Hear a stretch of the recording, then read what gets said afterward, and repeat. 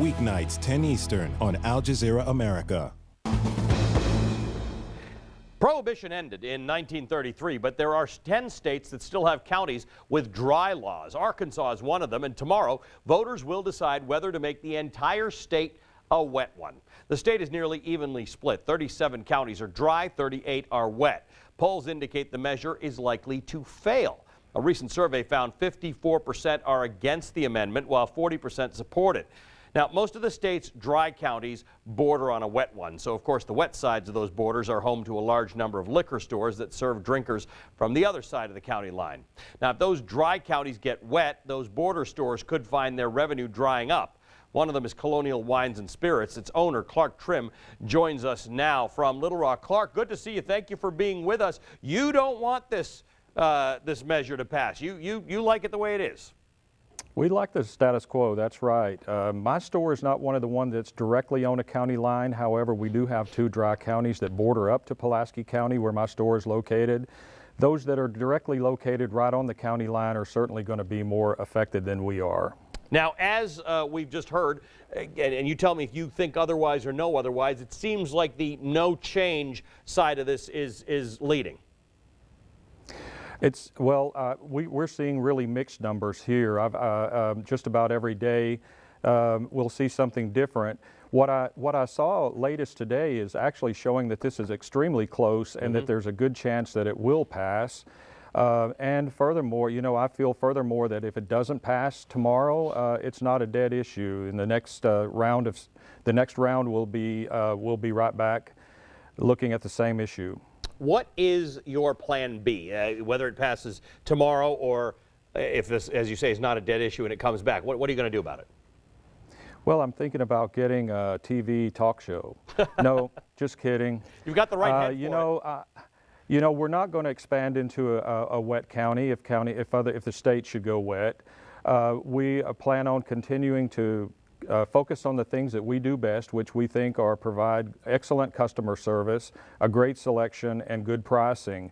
And then we're going to, you know, we're going to just wait it out and see. We think we're going to be okay. As I said, we're not on a county line. What happens from a larger business perspective in terms of jobs created and the revenue that comes in? If a bunch of these dry counties go wet, because that's what the referendum says, the whole state goes wet. It's not going to be a county-to-county thing now. Do more stores open up and you all just share the business you already had? I mean, is there anybody in Arkansas who needs to get liquor who can't get it within a fairly convenient drive to the next county? No, I don't think there is. The fact is, I've read the study that was done by the University of Arkansas, the Walton Business School, and it does you know, you mentioned that it's no longer just a three-county issue on the ballot. It's a statewide issue. The actual study that I read was when the three counties were just trying to go wet. And it shows a great impact for that county. It shows increased taxes, increased jobs, increased construction, and food away from home being increased. What it doesn't show and where it doesn't balance out is where are those revenues coming from and how are the counties going, where those revenues are coming from going to be affected.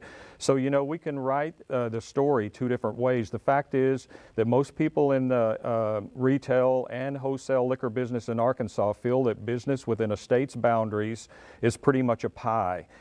You can have the current number of retail locations that we have, and you can add 50 or 100 or 150 more. Does that really increase the overall state revenue? No, not really. It just increases the number of the pieces of pie. What an interesting conversation. Clark, thank you for joining us, and we'll keep in touch with you through the course of this. Clark Trim is the owner of Colonial Wines and Spirits.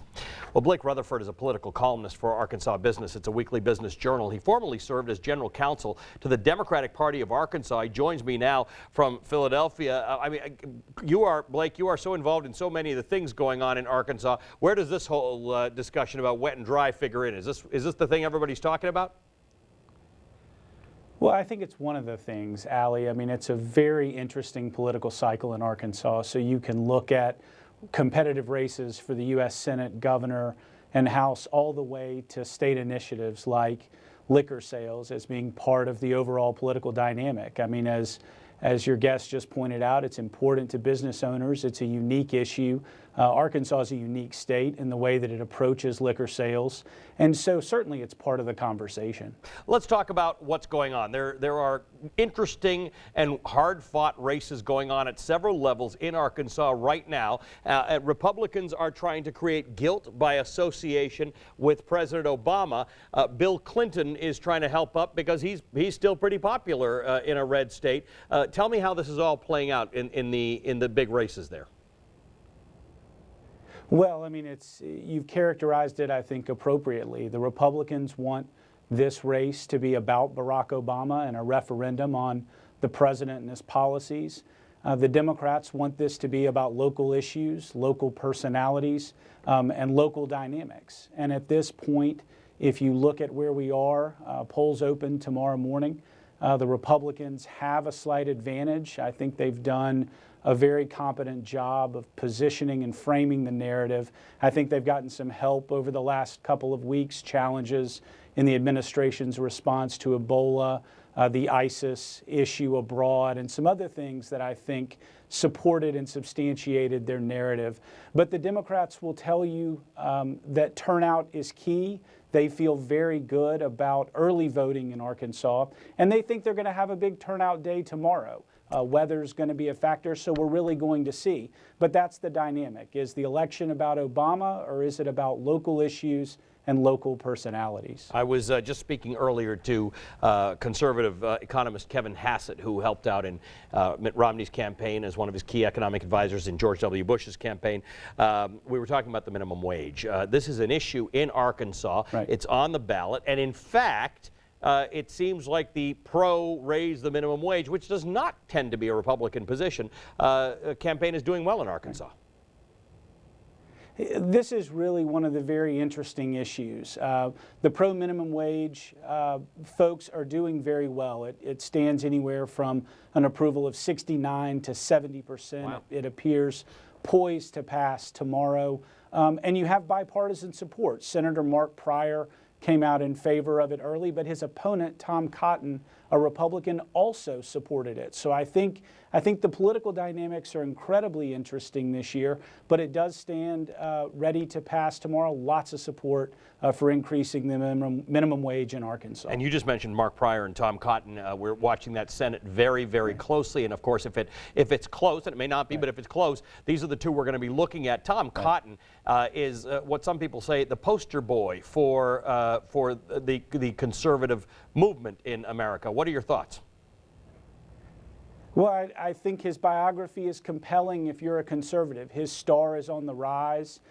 He's gotten a lot of national attention for his biography, served one term in Congress, turned around and ran for the Senate. And if you believe the polls, Cotton's in a strong position going into Election Day tomorrow. So if he wins, I think you'll hear more about him. I wouldn't be surprised if he becomes a name that's batted around as we start to think about 2016 positioning for the Republicans. But he's attractive to conservatives. He's run a race that's been one-dimensional but on message. It's very much been an anti-Obama campaign for Tom Cotton. And he's ahead in the polls. So we'll see what happens tomorrow in Arkansas, but I suspect there'll be more to come and more to hear about Tom Cotton in the future. Well, in the South, where we've been so concentrated on Kentucky and North Carolina's Senate races and what's going on in Georgia, Arkansas gives us a very compelling story tomorrow. We'll be looking at all of those major races, as well as the wet, dry laws and, of course, the minimum wage. Blake, good to have you on the show. Thank you for joining us again. Thanks for having me. Blake Rutherford, political columnist at Arkansas Business. Up next, new